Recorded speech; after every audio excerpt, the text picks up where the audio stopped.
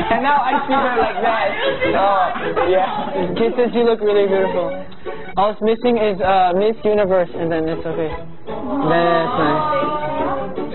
Candidate number 4, Stephanie. Oh my God. That was over. Worst pictures, but for me it was the best because it was funny. I was like,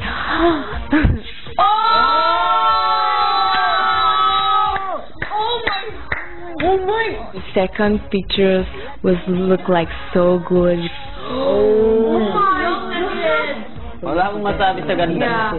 She knows how to be cute and fierce at the same time, but wow. Housemate, My, are you ready? maraming salamat. No, my. Naughty, my. My picture! Kasali ako kuya, hindi ako lalaki.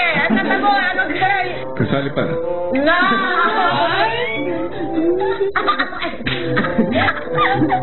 What's my face? Oh my God. Ladies and gentlemen, last but not the least, candidate number 5. Narito ang kanyang best picture. Candidate number 5, My.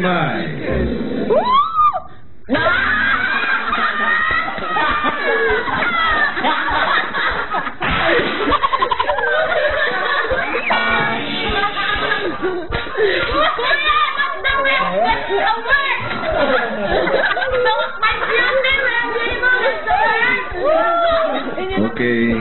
Muli, thank you very much, housemate. Pasensya na may medyo natagalan ma-develop yung picture. Ito na. Ladies and gentlemen, ang kanyang best picture.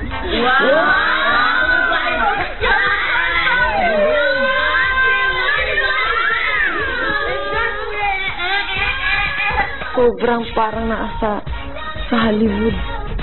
Ito siya pa nasa magazine. At ang best picture Miss ng aking living room ay narito.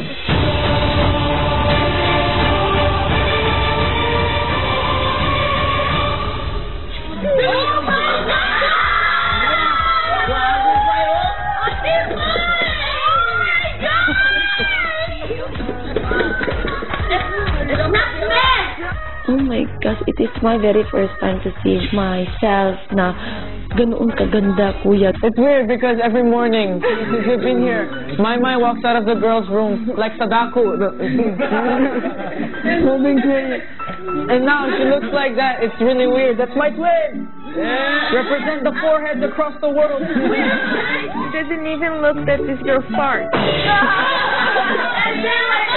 Maganda ako, mas maganda ako. Kala nila.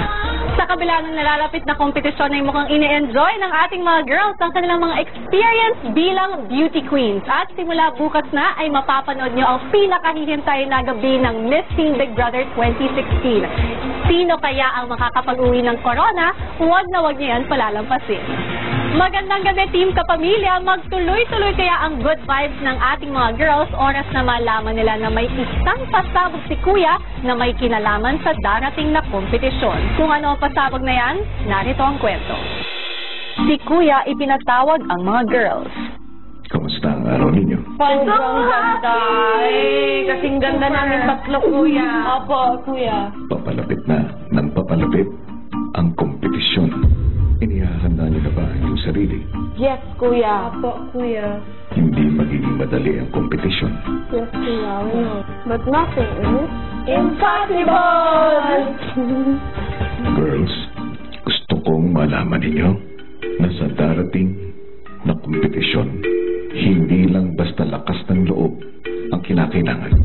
Inaasahan ko rin na pagbubutihan ninyo kung ano mang galing ang meron kayo. Yes po, Kuya. Kaya na po. Dahil bukod sa corona at sa inyong weekly task, may bagay na nakataya. Isang bagay na maaari ninyong makuha na makakaapekto sa pananatili ninyo dito sa bahay. Ang teen housemate na makakakuha ng corona ay magiging immune sa susunod na nominasyon. Hindi siya maaaring mapabili